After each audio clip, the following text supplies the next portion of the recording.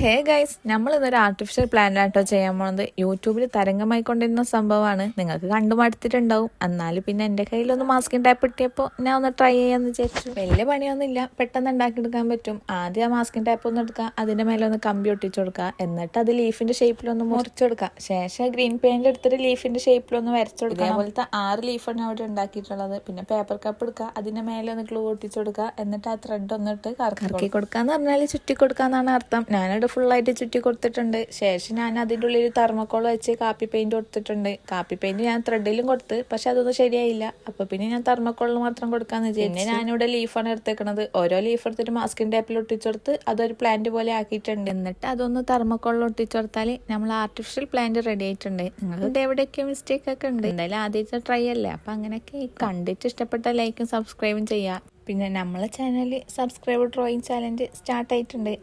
അപ്പോൾ അതിൽ കമൻ്റ് ഇടുന്ന ഒരാളെ ഞാൻ അടുത്ത ആഴ്ച വരച്ചു കൊടുക്കുന്ന. അപ്പോൾ ഈ വീഡിയോ ഇഷ്ടപ്പെട്ട ലൈക്കും പിന്നെ സബ്സ്ക്രൈബും ചെയ്യാൻ മറക്കണ്ട. അപ്പോൾ ഓക്കെ, ബൈ.